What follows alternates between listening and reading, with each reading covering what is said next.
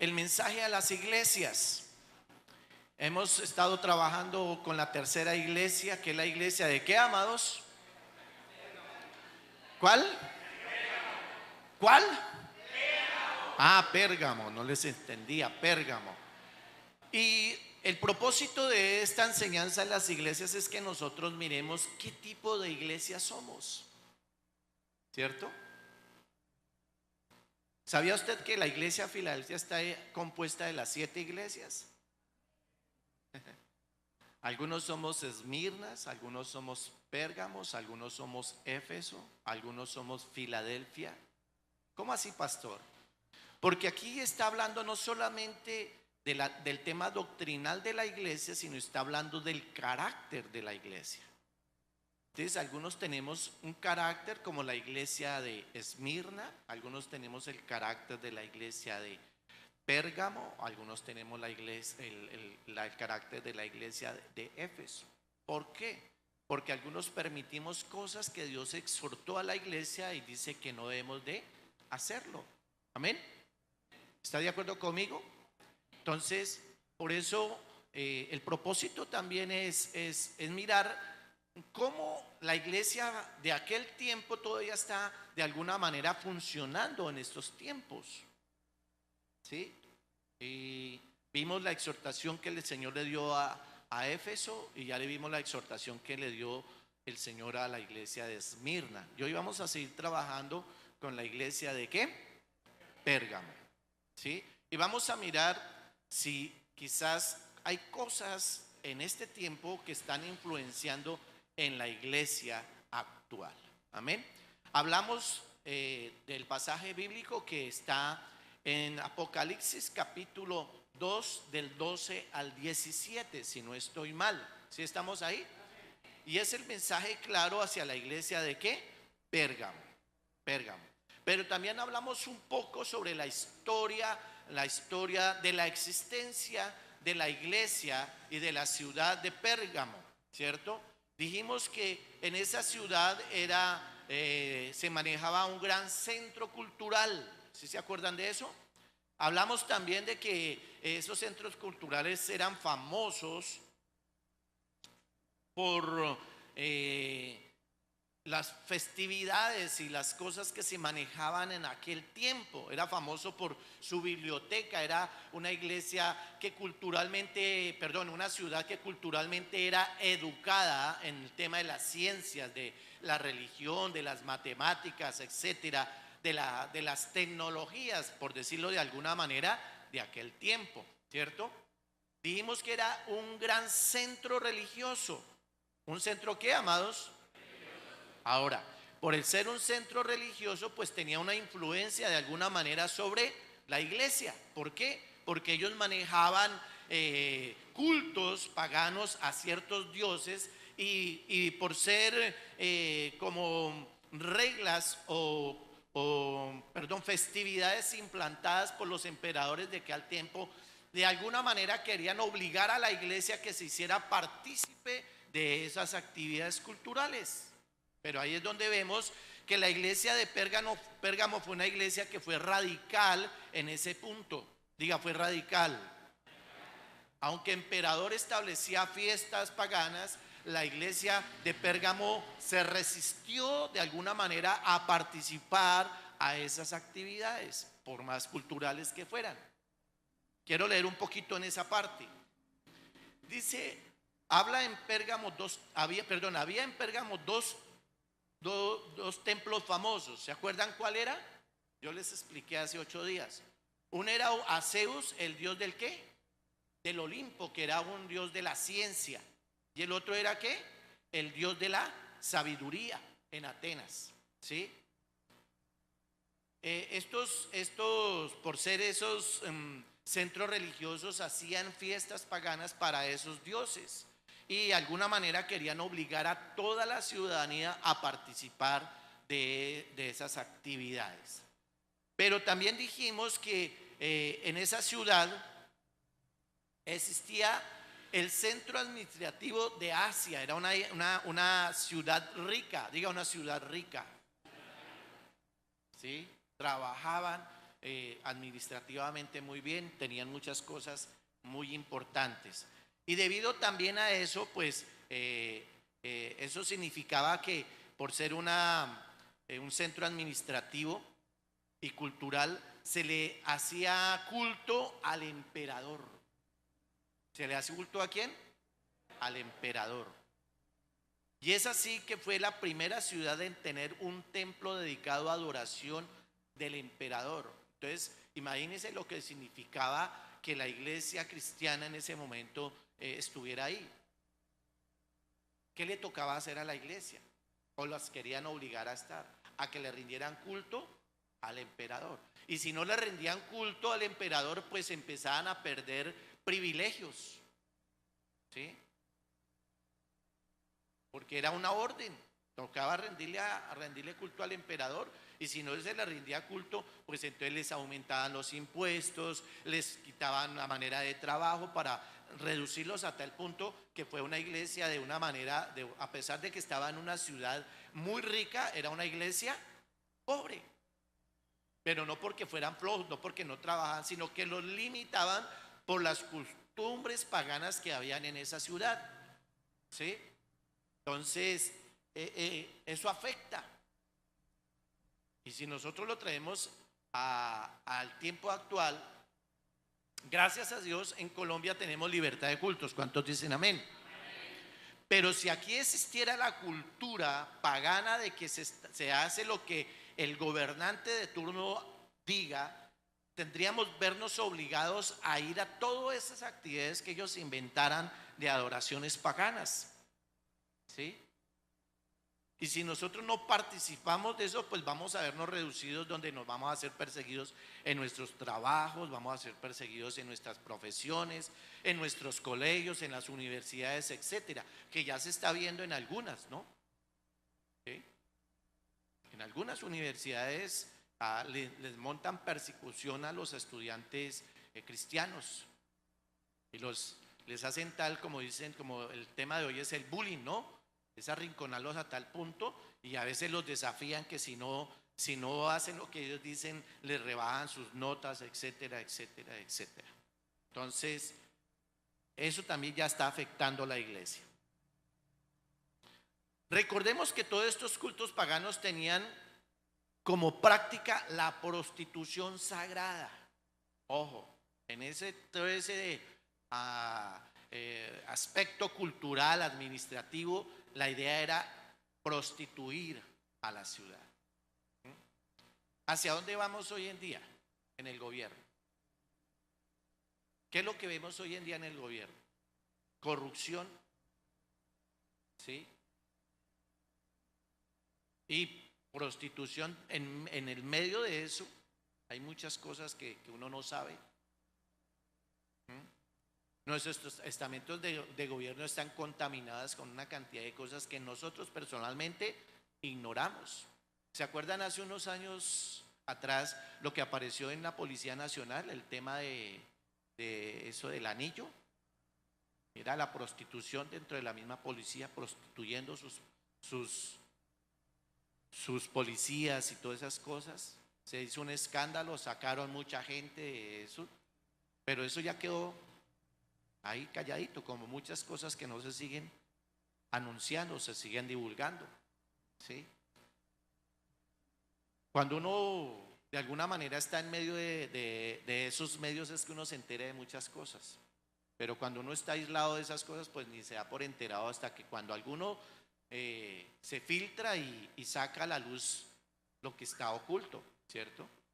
Y es donde se cumple la palabra del Señor dice que todo lo oculto saldrá a la luz. Todo lo oculto saldrá a la luz. Pero la pregunta es, ¿para qué saldrá a la luz? ¿Para qué necesitamos que salgas a la luz? Para que nosotros estemos percibidos de las cosas que están aconteciendo y podamos orar con sabiduría. ¿Está aquí conmigo? Orar con sabiduría. Cuando nosotros enteramos de muchas cosas, Dios lo permite que nos enteramos, porque se supone que nosotros somos hombres y mujeres de oración. ¿Somos hombres y mujeres de qué? de oración. Entonces no nos vamos a dejar contaminar de esas cosas, sino vamos a terminar haciendo esas cosas que ellos imponen, sino al contrario, guardamos nuestro corazón. Sobre toda cosa guardada, guarda tu corazón, dice la palabra. Y a veces es un versículo que lo utilizamos solo para el noviazgo, para los jóvenes. Sí, sobre toda cosa guarda tu corazón. No, nosotros como iglesia tenemos que guardar nuestro corazón para no dejarnos contaminar de los modernismos. ¿De los qué, amados? Porque a veces la iglesia tiende a imitar todo lo que hace el mundo. Y eso es un problema. La iglesia tiene que marcar la diferencia. Algo que realmente el Señor hizo en aquel tiempo a través de la iglesia de Pérgamo fue que marcó una diferencia. ¿Marcó qué, amados? No fue una iglesia del montón. Muchos de sus miembros se mantuvieron radicales en sus principios. ¿Están aquí, iglesia? Y ese es el propósito de la enseñanza, que nosotros aprendamos para mantenernos firmes en nuestros principios. Diga, firmes. Estamos ya a pocos días de entrar a un mes que siempre se vuelve un problema para la iglesia cristiana, porque no sabe qué hacer en diciembre. Que llega la familia y entonces cómo nos portamos si ellos nos conocieron en el mundo y ellos era la rumba, el trago, y nosotros ¿qué hacemos?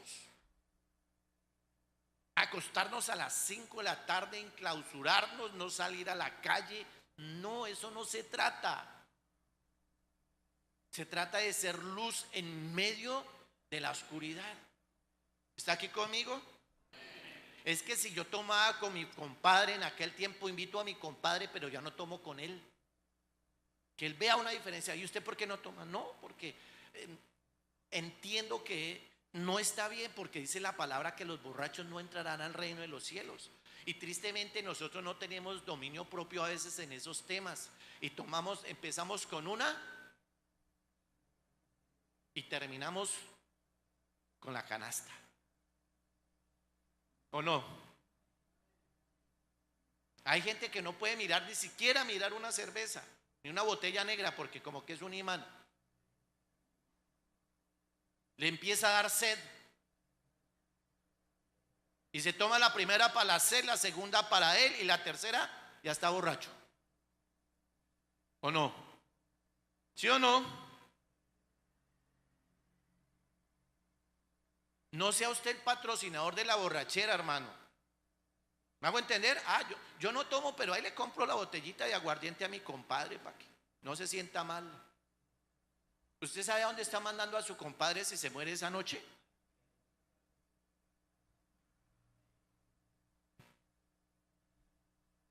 Diga ay. Pastor, pero yo no lo voy a dejar emborrachar, que se vaya tomando la botellita despacito.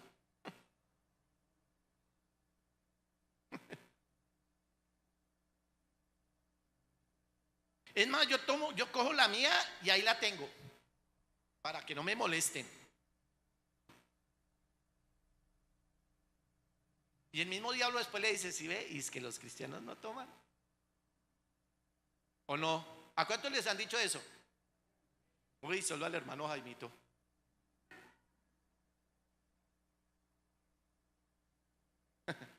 Es así porque el diablo es puerco.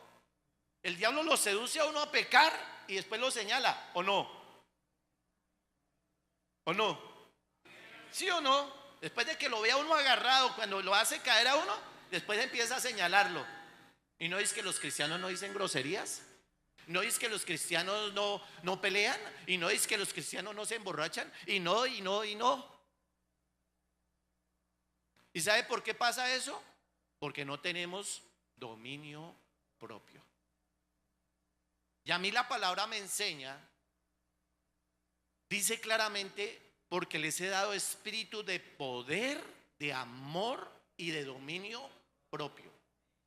¿Qué espíritu tenemos nosotros, amados? Como 13 lo aprendieron. Espíritu de poder, de amor y de dominio propio. Otra vez, espíritu de poder, de amor y de dominio propio. Usted tiene el poder para amar y tener control sobre su propia vida. ¿Está conmigo? Mira, algo que nosotros no podemos decir hoy en día. ¿Cuántos tienen menos de 6 meses de cristianos aquí? Levanten la mano. Menos de un año.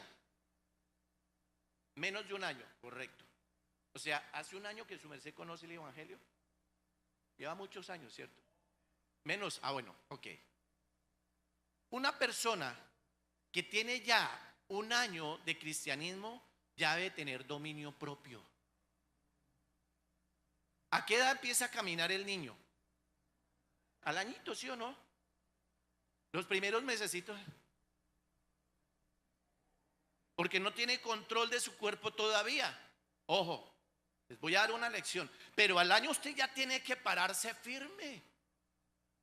Por eso insistimos en el tema de los discipulados, hermano. Si usted como niño no le da a su bebecito, no le da leche desde el principio, que es el discipulado del niño para que crezca sano, espiritualmente se llama discipulado en nosotros. Si usted no empieza a comer de ese pan de vida, de los principios de la palabra, pues usted toda la vida va a andar como el bebé. No va a saber qué, caminar.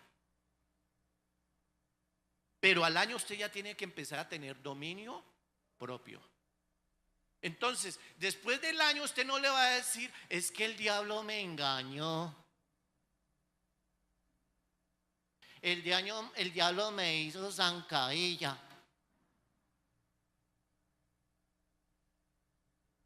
Y lo voy a mirar desde el Génesis. ¿Sabe quién te tomó la decisión de pecar? ¿El diablo o Eva? ¿O no? El diablo lo que hizo fue mostrarle, ¿sí o no? Mira, ¿te gusta la manzanita? Y dice, por si el diablo tiene una lengua larga, ¿no? Y empieza, ¿cierto? Se ve rica. Así le muestra el diablo el pecado a uno, ¿o no? Uy, y sabe de lo que usted se está perdiendo. La fornicación. De lo que se está perdiendo. El adulterio. No se va a ver feo, hermano, porque el diablo quiere seducirlo. Y no le va a decir, mire, si usted se acuesta con otra mujer, eso a usted la va a pasar horrible. Al contrario, le está diciendo, venga, hermano, rico, rico. Ay, esa cintura, uy. Porque el diablo es seductor. ¿Está conmigo? Es un engañador, correcto.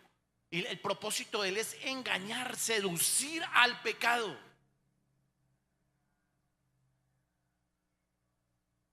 ¿Está aquí conmigo? Pero al final de la historia, Eva tomó la decisión.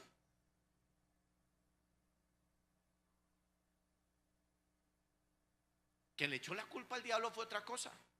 Pero ella ya sabía que si comía de eso, porque es más, ella misma le dijo al diablo que si comía de eso iba a morir. Y el diablo le dijo, no, ¿qué va a morir? Puras mentiras. Y ahí fue donde estuvo el error, porque ella se puso a negociar con el diablo. ¿Está conmigo? Mire, amado, el pecado no se puede negociar. El pecado es pecado. Y si usted cae, no le eche la culpa al diablo. Usted determina a hacerlo. Porque este ya no es un bebé espiritual.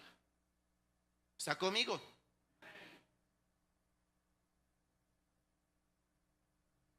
Y para Dios no hay pecado pequeño y pecado grande. Es pecado. ¿Está conmigo? No, es que es una mentira piadosa. Esa mentira piadosa te está llevando al infierno para la eternidad. Aquí no me escucharon. Esa mentira piadosa está haciendo que pierdas tú la salvación. Ojo, Dios no nos quita la salvación. ¿Sabe qué nos quita la salvación? El pecado. ¿Está conmigo? Porque la palabra, y voy a ser claro en eso, la palabra les dice, ni los mentirosos, ni los borrachos, ni los fornicarios, ni los adúlteros entrarán al reino de los cielos. Y pueda que usted esté bautizado, pero estás fornicando, es un fornicario. Bautizado o no, eres un fornicario. Y estás practicando la fornicación. Bautizado o no, estás en adulterio. Si eres casado, estás acostándote con otra mujer que no es tu mujer, es adulterio, y por causa de esto no vas a entrar al reino de los cielos. Así estés bautizado. Y así venga acá 8 días a la iglesia. Y si no le gustó, diga, ay, ay, ay. Porque es así. No le pongamos añadidura a las cosas que son. La palabra es clara y ese mandamiento es para cristianos y no cristianos. Borrachos, fornicarios, adúlteros, homicidas, afeminados. Eso lo dice la palabra. Para que los que están mirando allá por las redes en vivo, no es que le esté diciendo vainas o echando. Eso dice la palabra. La palabra es clara, dice que los hombres que se acuestan con hombres, los que se acuestan mujeres con mujeres, no entrarán en el reino de los cielos. Es claro, es la palabra la que nos enseña, amados. Y nosotros los cristianos evangélicos debemos de vivir a la luz de,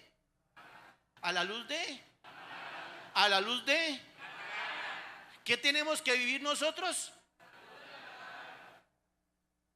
Eso es lo que nos diferencia, y voy a decirlo porque sé que no es una religión, pero eso es lo que nos diferencia de las otras religiones. La religión es una serie de costumbres y enseñanzas que enseña a alguien y se viven religiosamente, pero el cristianismo es un estilo de vida con un manual de vida, que es la palabra. Por eso nos llamamos cristianos evangélicos. Primero, porque creemos en la redención en Cristo Jesús. ¿Cuántos dicen amén? Y practicamos su evangelio.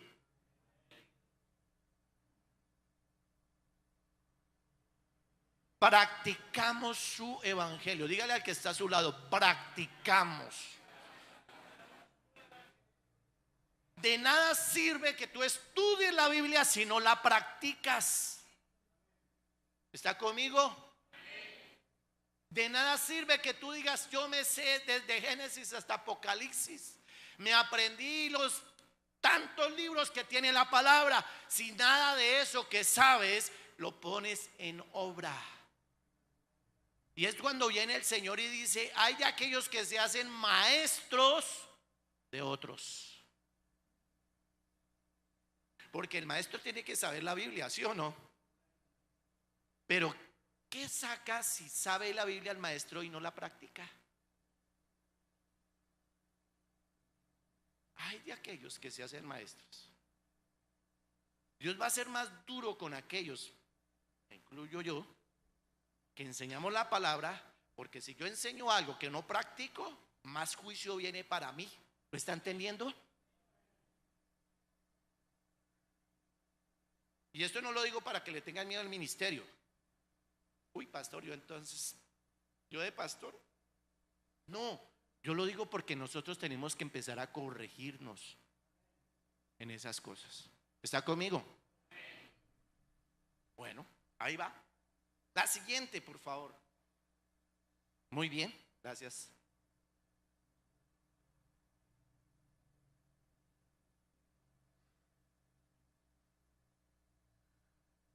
Ok.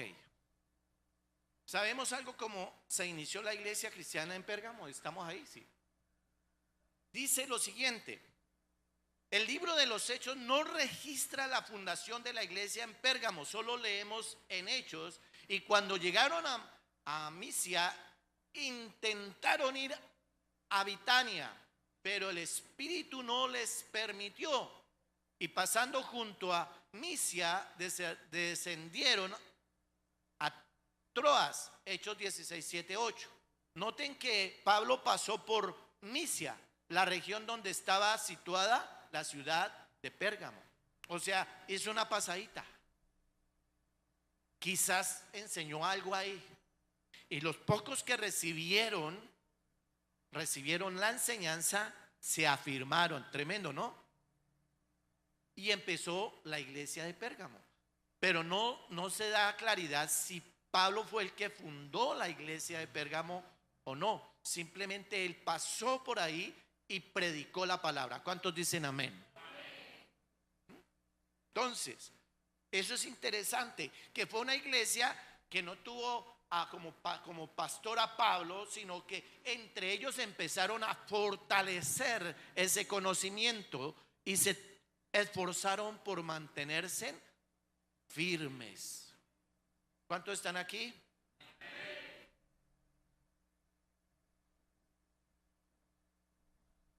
A veces nosotros sacamos excusas y es porque le echamos la culpa al pastor o a los líderes.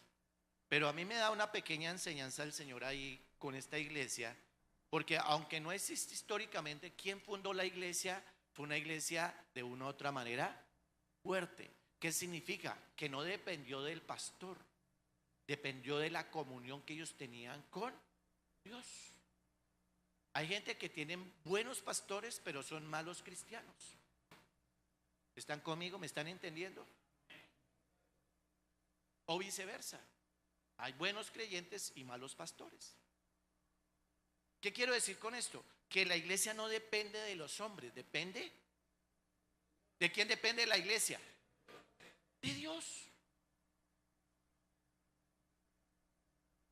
Es que yo me volvía de atrás porque es que esa iglesia, usted estaba dependiendo de la iglesia y no de Dios. Yo no volví a esa iglesia porque a ese pastor le vi cosas raras. Usted no está dependiendo de Dios, está dependiendo de lo que hace su pastor. ¿Está conmigo? Ahora, no quiero excusarme con eso y decir es que el pastor puede hacer lo que se le da gana. No, el pastor tiene que ser ejemplo en la iglesia. ¿Cuántos dicen amén? Debe ser de testimonio también, ¿sí? Pero su salvación no depende del pastor. La salvación suya depende de la relación que usted tenga con Dios. ¿Me está entendiendo? Porque el pastor es un ser humano como lo es usted. Y que hoy puede estar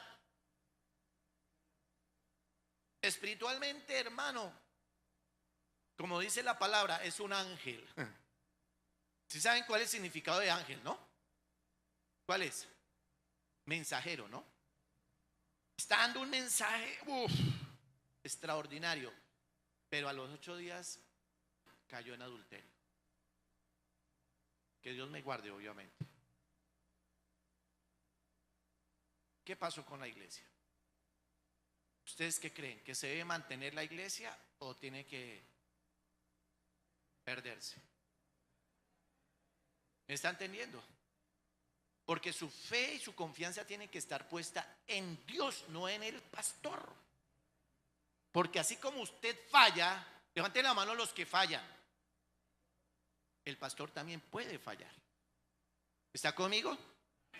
Por eso usted no puede poner su fe y su confianza en el pastor, ni en la iglesia, porque la iglesia está compuesta de iglesias imperfectas. ¿Está conmigo? Y voy a decirle qué tipo de iglesias hay aquí. Iglesias chismosas. ¿Cómo así, pastor? Sí. Acuérdese que la iglesia no son las 4 paredes, la iglesia somos cada uno de. Entonces aquí hay iglesias chismosas. Aquí hay iglesias mentirosas. ¿Está conmigo?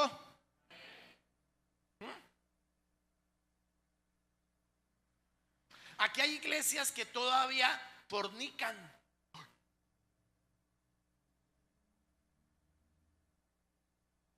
Sí. Hay iglesias todavía que son adúlteras. Están casados y le están poniendo los cachos a la mujer o al esposo. ¿Cómo así, pastor? Sí. ¿Cómo le parece? Y hacen parte de esa iglesia, de esa gran iglesia, de ese cuerpo de Cristo.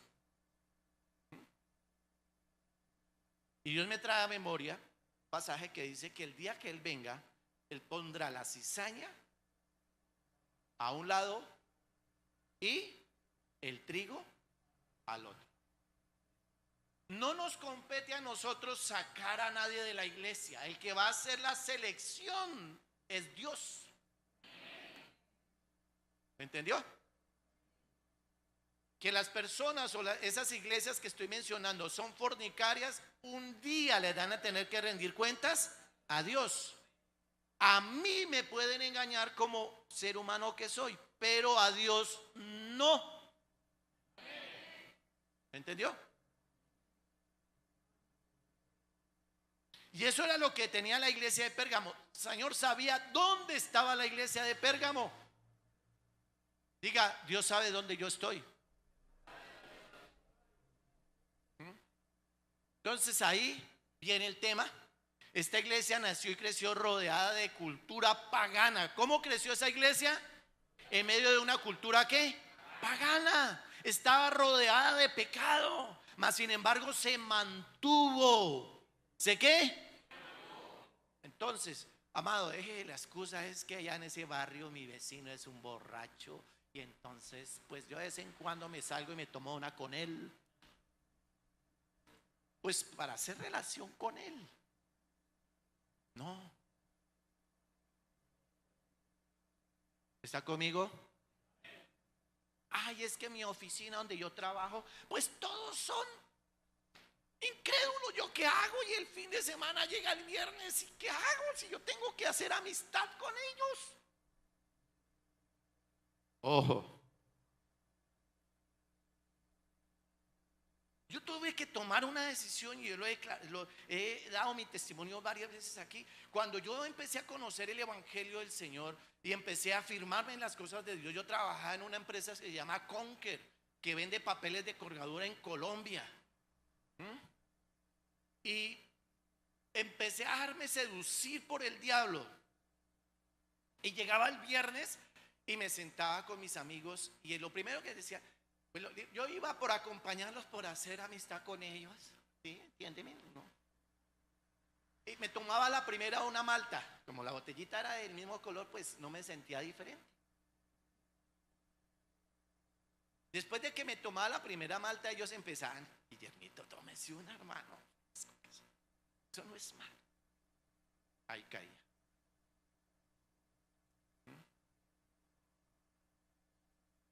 Yo tenía problemas de alcoholismo, más. Por eso lo digo con autoridad ahorita. Tuve que tomar la decisión de alejarme de mis amigos, porque en mis fuerzas no lo iba a lograr. Entonces empezaba, ya eran las 11 de la noche y estaba predicándoles yo el evangelio.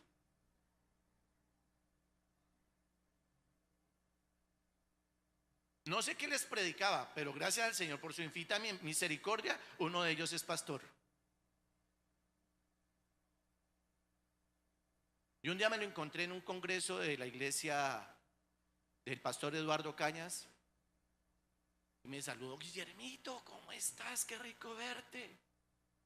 Y yo me acordaba y era uno de los que menos quería porque era muy fregado para los negocios. Se le quitaba los negocios a uno de frente. Y no lo quería mucho. Cuando me dijo, hermano, gracias. ¿Y tú qué haces aquí? Digo, no, es que yo soy pastor en Girardot. ¿Y sabe qué me dijo? Ahora, no lo siga haciendo usted, ¿no? No es que si usted da ni licencia para que lo siga haciendo. Me dijo, la palabra de Dios nunca vuelve vacía. Porque si es necesario, el mismo diablo Dios usa para convertir a otros. ¿Lo están entendiendo? Denle un fuerte aplauso al Rey de Reyes.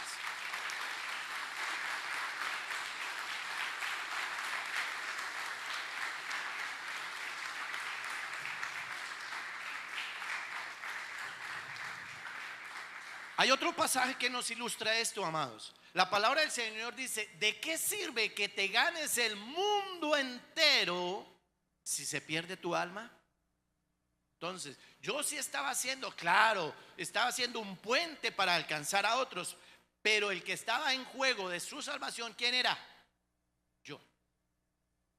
Que Dios tuvo misericordia, porque si yo muero en un accidente, en medio de una borrachera, después de haberme despedido con sus amigos, Yo sí sabía para dónde me iba a ir y no era para arriba.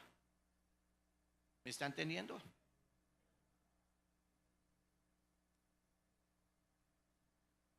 ¿Está conmigo?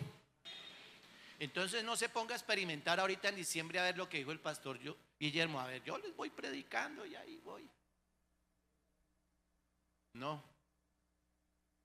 no. Correcto lo que dijo el hermano. Tenga cuidado, porque Dios no actúa con todos de la misma manera.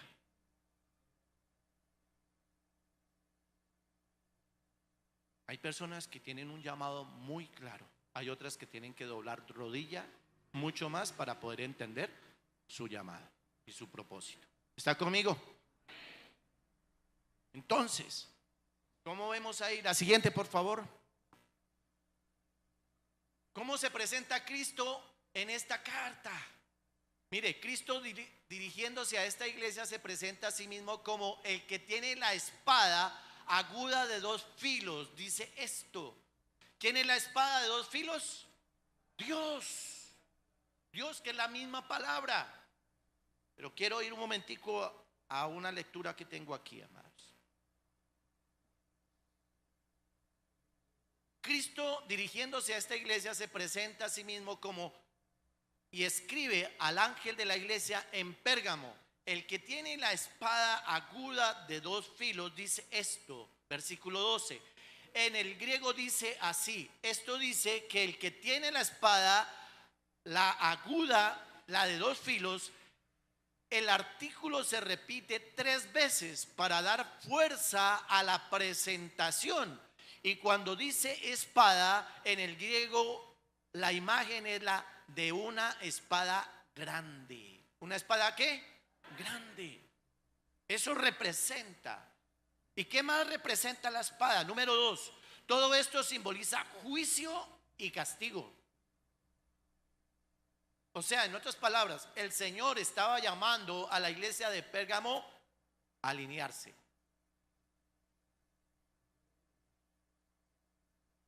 ¿Está conmigo?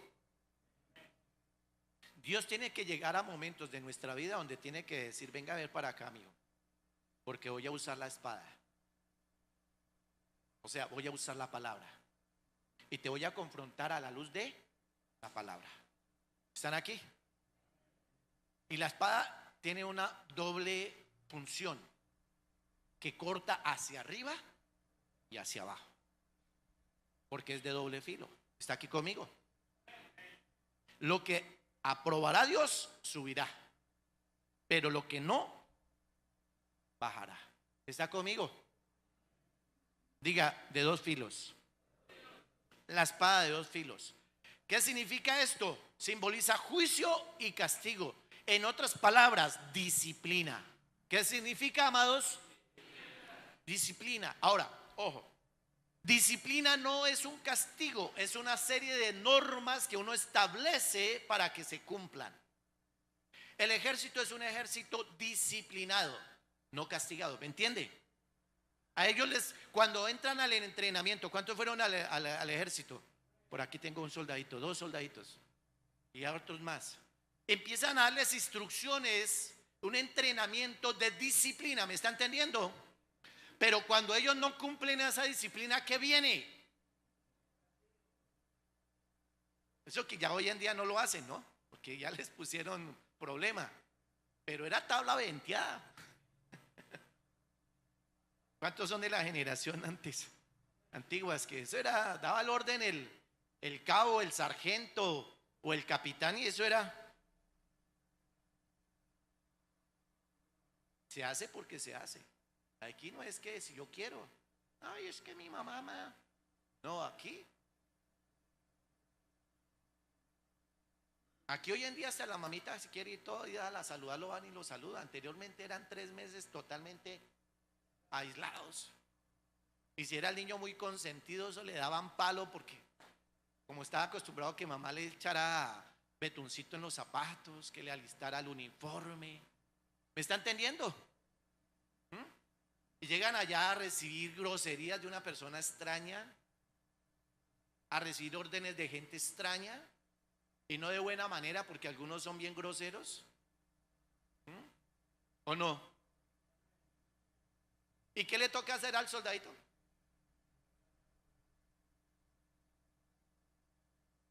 Ahí si no se le subleva como se le subleva a la mamá.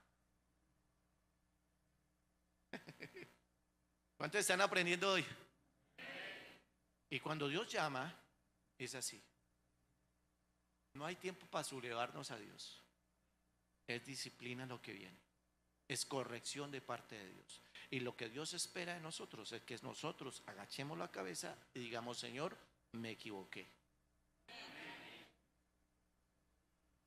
El Señor espera que nosotros reconozcamos que nos equivocamos. ¿Está conmigo?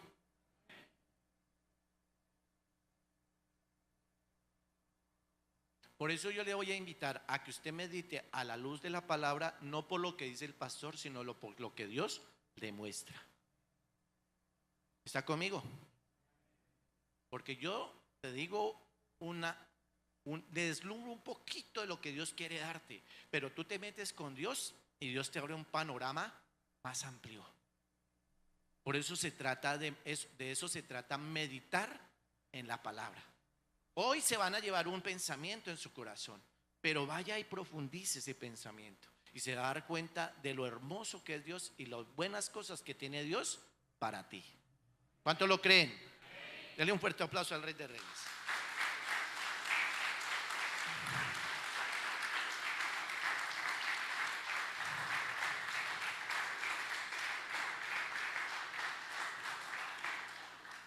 Diga disciplina. Además de ser una palabra que significa disciplina, en la Biblia la espada de dos filos es sinónimo de palabra de Dios, porque la palabra de Dios es viva y eficaz y más cortante que espada. Mira, mira, qué interesante, ¿está ahí? Hay no sé cómo se llamaría, el artículo más, ¿sí lo ven ahí? Más. O sea que es mucho más poderosa que ¿qué? Que una espada.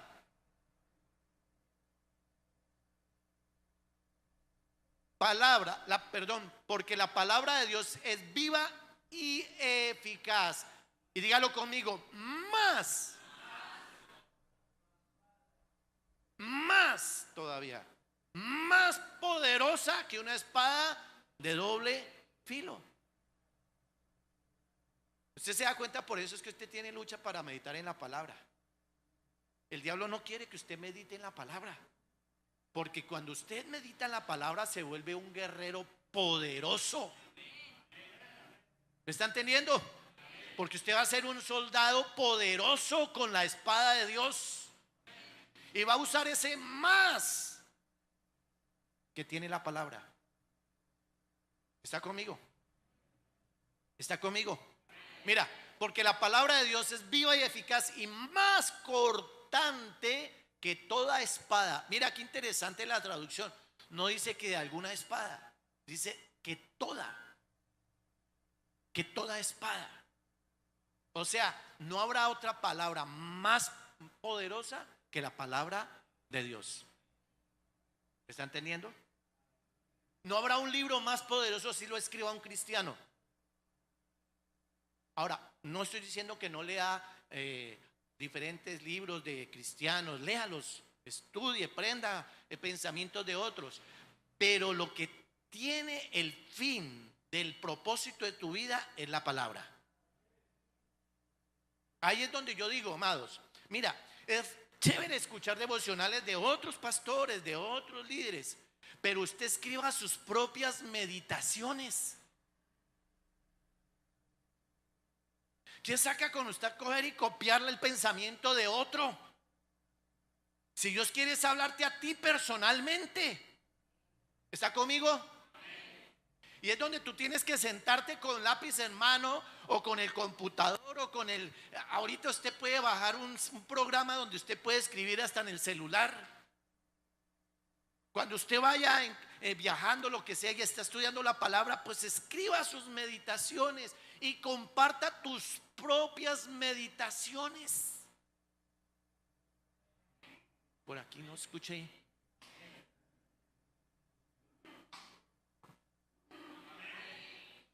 Ay, sí me limpié en esta mañana. ¿Qué sacamos con copiar y pegar, copiar y pegar, copiar y pegar? ¿Y dónde está lo que Dios te habló a ti? ¿Está conmigo? Escriba lo que Dios te habla a ti. Dios me exhortó en esto, en esto, en esto, y quiero compartirlo porque Dios sí es tan poderosa la palabra, es tan eficaz que mire, yo no se le había dicho nada y mire lo que el Señor me vio. Es tu propia meditación. Y entonces vamos a ver esa hermanita, ese hermanito, uy, cómo ha cambiado. Tremendo. ¿Por qué? Porque la palabra de Dios ha cumplido con ha hecho un efecto en ello. ¿Está conmigo? Porque usted va a cambiar es por el efecto que hace la palabra en ti. ¿Estamos? Es por lo que produce la palabra en ti, no por lo que produce los demás en ti. El único que tiene el poder de transformar y cambiar la persona es la palabra de Dios. Pero para que venga eso, usted tiene que aprender a meditar en ella. Porque si seguro que si yo sé que usted es mentiroso y le digo, mire mi hermano, si usted no deja la mentira, usted se va a ofender conmigo. Pero cuando usted es confrontado a la luz de la palabra, dice, yo tengo que cambiar. ¿Lo está entendiendo? Algo que nos cuesta, especialmente a nosotros los hombres, es que nos digan las cosas en la cara, ¿sí o no? Y nos ofendemos. Ay, se cree mejor que yo. Ay, sí, ya, porque es el pastor. Y nos soplamos. Pero cuando usted medita en la palabra, es Dios el que te confronta, dice, Señor, gracias. ¿Está conmigo? Señor, gracias. Y si no hace eso la palabra, hermano, necesita liberación. Así de sencillo. Si Dios no está causando un efecto en ti, yo te digo, estás tan endemoniado que ni la palabra ya llega. Y necesitas liberación. ¿Está conmigo? ¿Estás conmigo? Mira qué profunda es esta palabra. Toda espada de dos filos. Pero ¿hasta dónde va esa palabra? Mira. Y penetra hasta qué? Partir el alma. Mira, cuando nosotros dejamos que la palabra llegue a nosotros, el cambio no va a ser externo, va a ser interno. Es en el alma el cambio. El cuerpo físico quizás no te va a cambiar, vas a seguir siendo el gordito, el flaquito, el alto. Usted no va a buscar un cambio externo, usted tiene que buscar un cambio interno. ¿Cuántos dicen amén? Y por causa de ese cambio interno, tu vida exteriormente va a ser diferente. ¿Está conmigo? Mira, ¿hasta dónde tenemos que permitir que entre la palabra? ¿Hasta dónde? Hasta el alma. Gloria a Dios. Eso no estaba en el bosquejo. Pero Dios quiere que meditemos en esto. Nosotros necesitamos meternos de esa manera con la palabra. Que la palabra llegue hasta el alma. Y quebrante lo que tenga que quebrantar en nuestras vidas. ¿Cuántos dicen amén? Dejemos de tomar como un juego la palabra, hermano. Es que hoy me leí 20 capítulos de la Biblia. Lo felicito, hermano. Ahora dígame qué aprendió de los 20 capítulos. ¿Está conmigo? Dígame qué le habló el Señor en esos 20 capítulos para ti. ¿Qué llegó hasta tu alma de esos 20 capítulos que te está transformando? Y te está haciendo una persona diferente. Que te está llevando a cambiar con tu esposa, que te está llevando a cambiar con tu esposo, que te está llevando a cambiar con tus hijos. Ya no eres el mismo con tus hijos, ya no eres el mismo con tu esposa, porque la palabra causó un efecto en tu alma.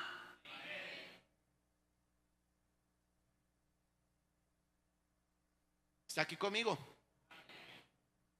Y penetra hasta partir el alma. ¿Y qué? Y el espíritu.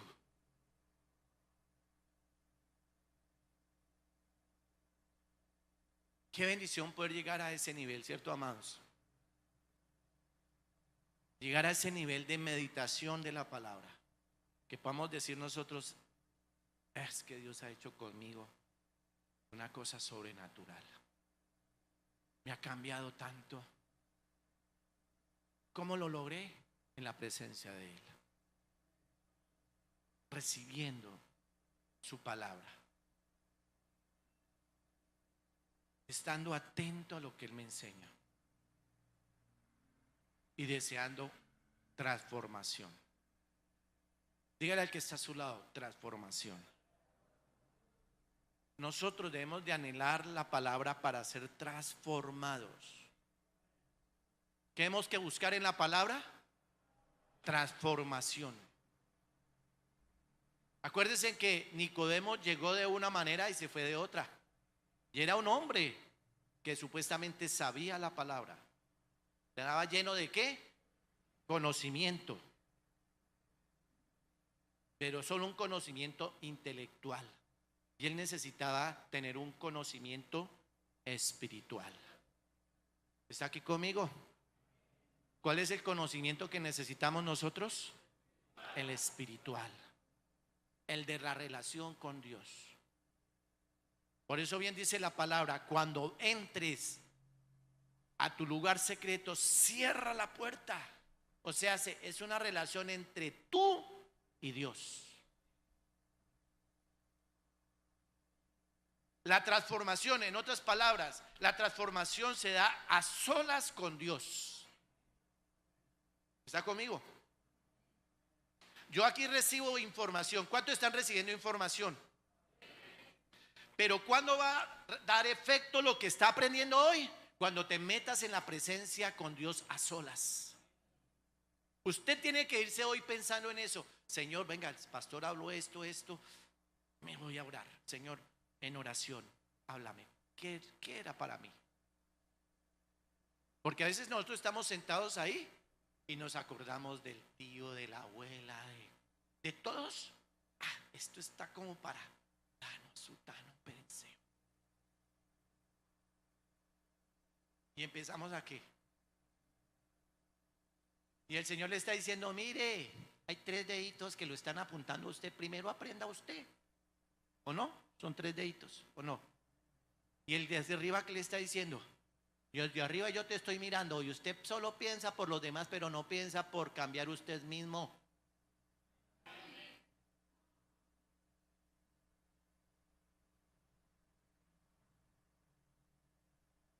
¿Cuántos están aquí? ¿Lo entendió? Ahora es el que está a su lado, diga, Dios nos está hablando. Aleluya.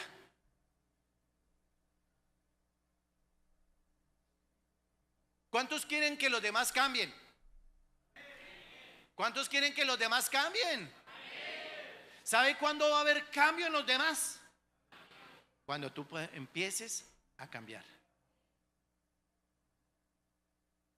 ¿Lo entendió? Yo voy a ver un cambio en este mundo cuando sea yo el que empiece a cambiar de mirar como miro el mundo en este momento. ¿Cómo voy a mirar que mi esposa cambia cuando yo empiece a mirar cómo soy yo? ¿Está conmigo? Es que mi esposa es mal geniada. ¿Y cómo le contestas tú cuando ella te dice algo? ¿Está entendiendo? ¡Ah! Ya soy el cabeza de la casa. Ya soy el que mando. ¿Quién es más mal geniado, ella o usted? Ay, ay, ay.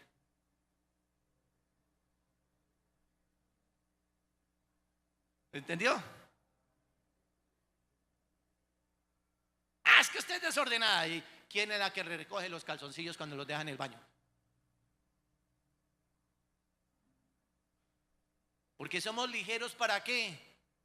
Para juzgar. Pero no miramos los defectos que tenemos nosotros primero. Entonces, cuando yo empiece a tener esos cambios, mi hogar va a cambiar. Mi familia va a cambiar, mi esposa va a cambiar, mis hijos van a cambiar. Es que mis hijos no sirven para nada. ¿Y usted qué hace?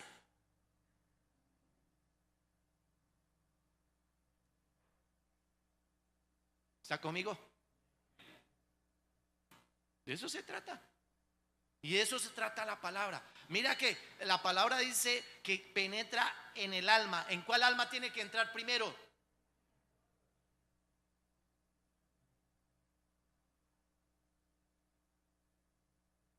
Nosotros debemos de utilizar primero la palabra hacia nosotros. Haga esto, hermano. ¿A dónde tiene que penetrar primero la palabra? ¿Qué es lo que tiene que derraigar primero? Lo malo mío. Lo malo mío. Para poder glorificar el nombre de Dios. Cuando yo empiezo a glorificar el nombre de Dios, mi familia se va a dar cuenta. ¿Está conmigo?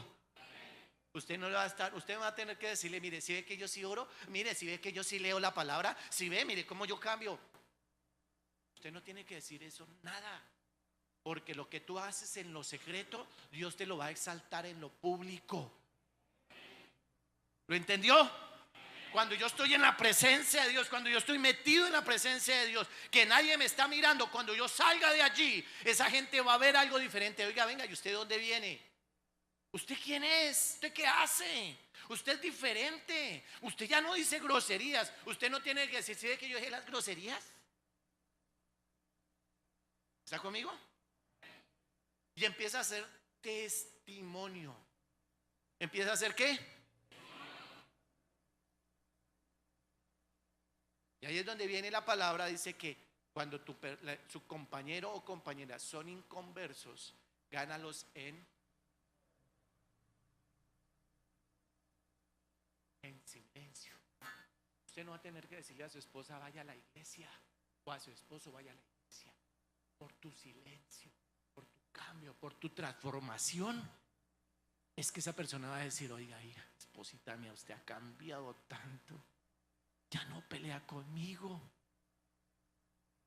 Esposito mío, usted ya no me regaña. Y va a terminar diciéndote, yo quiero ir donde usted va. Porque la palabra causó un efecto. Porque la palabra hizo algo en nosotros. ¿Está aquí conmigo? ¿Está conmigo?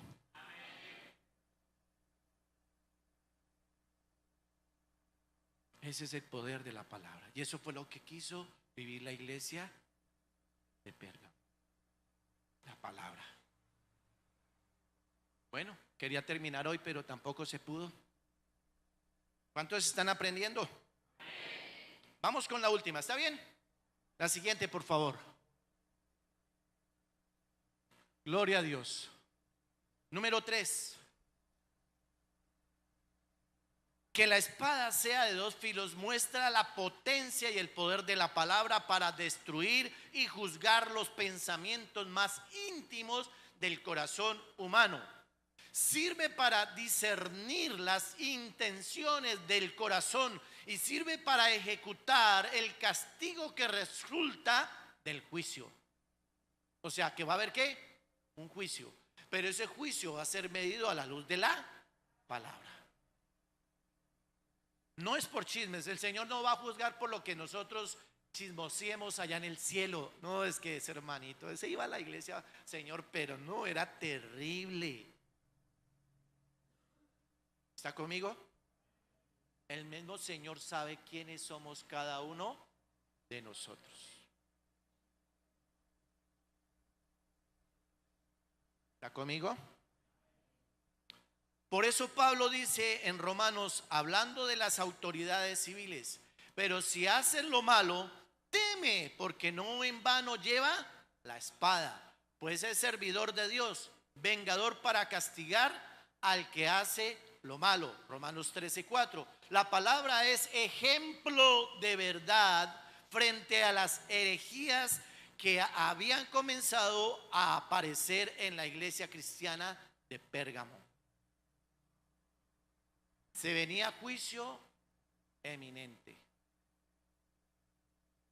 Venía un juicio para la iglesia de Pérgamo. Esta es la primera presentación negativa de nuestro Señor. Y se deduce que el Señor Jesús no estaba conforme con esta iglesia y deseaba corregirla. ¿Deseaba qué, amados?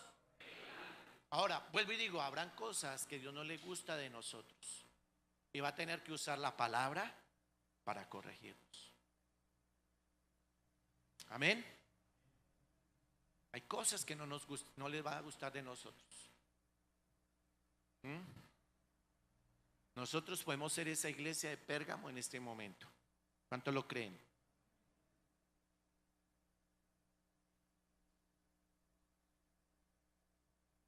Pues la iglesia no ha caído del todo. El Señor Jesús ama a su iglesia. ¿Cuánto lo creen?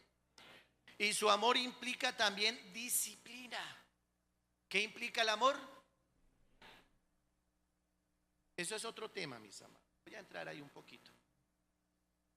El amor no es alcahuetería. Ojo. ¿El amor qué? No es alcahuetería. Es que yo lo amo, entonces vaya, emborráchese, pierda, se haga lo que se le dé la gana y yo te amo. No. No. Por eso el Señor es claro. Y hay gente que está confundiendo que la gracia de Dios es alcahuetería. Y entonces somos mentirosos, somos borrachos, somos tramposos, somos engañadores y somos cristianos. ¿Y sabe qué hago?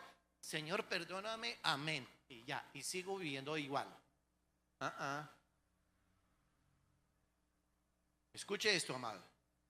La palabra es clara y esto es un mensaje para el pueblo creyente. La palabra del Señor dice que el que confiesa su pecado y se aparta de él. ¿Dice qué? De nada saco yo todos los días diciendo, Señor, perdóname, yo no lo vuelvo a hacer. Y al otro día, Señor, perdóname, yo no lo vuelvo a hacer. Y sigue haciéndolo.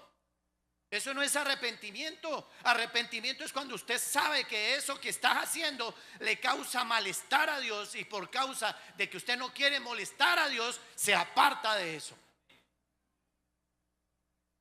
¿Está conmigo? No, es que estoy en la gracia. Y ahí se utilizó la palabra, si 7 veces caerá el justo, 7 veces será levantado. Si no sabíamos ese versículo, ¿cierto? Entonces vivo caído. ¿Para qué me paro?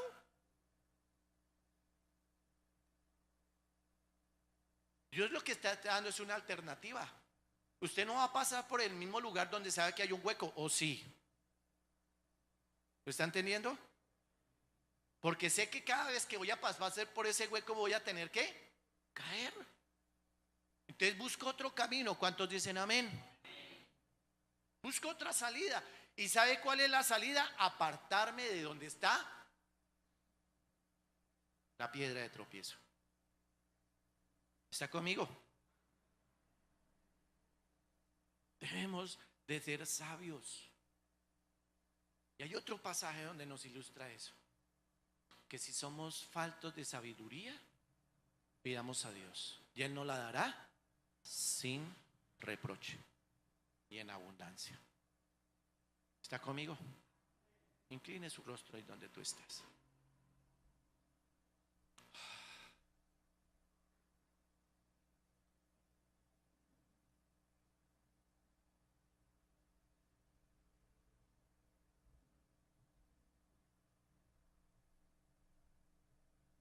Y escuche mientras yo digo aquí algo. No olvidemos, su espada de la verdad siempre está dispuesta para corregirnos cuando las cosas no van bien en su iglesia. La espada de Dios está sobre la iglesia Filadelfia. Está sobre cada uno de nosotros y está dispuesta para corregirnos. Pregúntele a Papá Dios ahí mientras tienes tu rostro inclinado, ¿qué hay que corregir en ti? Lo que Dios te ha mostrado a la luz de su palabra, ¿qué tienes que cambiar? Incline su rostro, por favor. No me mire a mí, yo no tengo la solución. La solución está en ti cuando te humillas en la presencia de Dios. Y tú sabes qué tienes que cambiar. ¿Cómo es el comportamiento tuyo en tu casa? ¿Cómo es el comportamiento tuyo en tu trabajo? ¿Cómo es el comportamiento tuyo en el colegio, en la universidad, con tu esposa? ¿Cuál es el comportamiento que tú tienes con tus hijos? ¿Cómo tratas a tus hijos? ¿Cómo tratas a tu esposa? ¿Cómo tratas a tu esposo? ¿Qué tan obediente eres a la luz de la palabra? ¿Qué cambios ha hecho Dios a través de la palabra? ¿Qué tienes que practicar a la luz de la palabra? ¿Y qué tienes que dejar a la luz de la palabra? Medite en lo que Dios te ha hablado hoy, amada iglesia. El Señor tuvo que hablarle a la iglesia de Pérgamo de las dos maneras, porque también como la elogió, también la llamó a disciplina. Y el anhelo de Dios es que el día que Él nos llame no tenga que decirnos nada en contra, sino elogiarnos, premiarnos, bendecirnos. Por eso yo te invito, preciosa iglesia del Señor, habla con Papá Dios. Yo hoy te invito a que dejes esas malas costumbres que tienes, eso que el diablo ha hecho para contaminar tu corazón, eso que el diablo ha hecho para sacarte de la presencia de Él.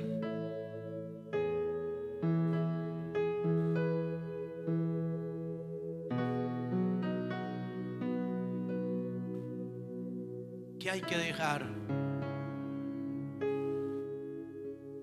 para que Dios pueda obrar en nuestras vidas?